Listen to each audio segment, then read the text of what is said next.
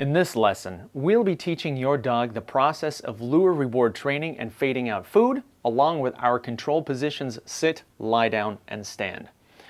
Remember, if your engagement and focus are not up to par and you haven't taught your dog how we communicate with markers, you're going to struggle through this. Review the material in your first video and make sure your dog is exuberantly moving and targeting. Before we get into it, I want to spend a second giving you a rundown of how lure reward training works. A lure is a tool for inducing a behavior. Dogs don't know how to move in the ways we're asking, so the lure induces the action. Then we can mark that movement and put it on request. As we practice, the repeated movement of the lure becomes a reliable hand signal. Once the dog is doing the movement reliably, we don't need the lure anymore, and the food is used as a reward only. We're going to use the easiest position, sit, to teach you how to do this. Then we'll move into the others. Call your dog into attention and start an engagement session. Warm up with just some focus work for a few seconds. Yes. Good girl. Yes. Yes. And when you're ready to try sit, provide a nice big target for your dog. Your dog should be walking towards you. As they get close to the target, slowly raise it up to your chest. The instant that bottom touches the ground, activate. Mark it with yes and make it a great reward event. Do this several times to build the motor skills. Yes.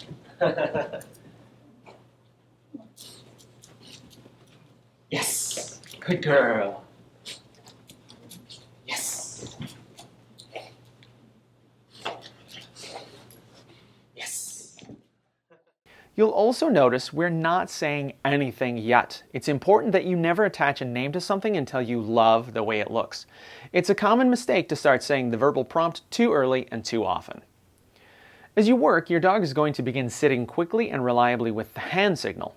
Now you're going to do two things. One, now you can name it. Remember from our communication lesson, words come before actions, so you're going to say sit an instant before you give the hand signal. This will teach your dog that the word is important and that it predicts the signal. This is how you'll eventually fade the hand signal and get your dog on voice control. 2. Fade that lure. Once your dog is responding to the hand signal and the request, get the food out of your hand. Have it in your pocket or your other hand. Make your verbal request, signal with empty hands, and when your dog sits, big praise and reward. Sit. Yes. Oh, good girl. Sit. Yes. Sit. Yes. Good girl. Super. This should be a dynamite reward event. We need to teach your dog that they don't have to see food in order to get a reward. This is your first step to fading food. Your dog learns that their behavior makes all sorts of awesome things magically appear. Now that you understand the initial stages of lure reward training, we can apply those same principles to our other positions. Most people train down from a sit, and we don't want you to do that quite yet. It's very often the case that this sequence becomes a crutch and your dog won't lie down unless you make them sit first. When I say down, I just want them to lie straight down. So let's cut out the unnecessary middle step and just go straight to it. As you're working in a session, present a nice big target and lure for your dog. With them walking into you, they should be pressing into the lure target. Press back into them and take the nose down to the toes. If you do it right, your dog should just fold up into it. Yes, good boy, sweetheart. Good boy. Good boy, honey. If your dog just backs up, they're not driving forward enough. Build more engagement and commitment until they're pushing into you. Alternatively, you could do it in a corner. If they leave their bottom up in the air, sometimes all you have to do is raise the treat an inch or two off the floor. Mark and praise when that bottom drops. You ready? Yes, good boy. Good boy, honey. Good boy. That was a good example of that butt drop.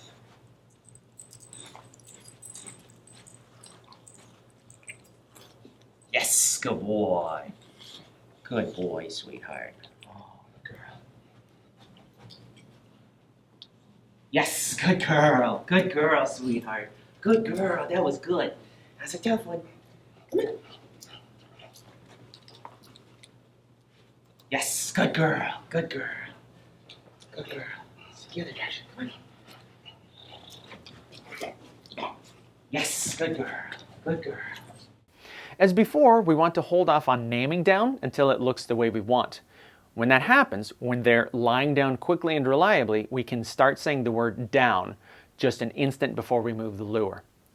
Then we can start removing the lure altogether and only use food as a reward. Down. Yes, good girl, super, good job. Down.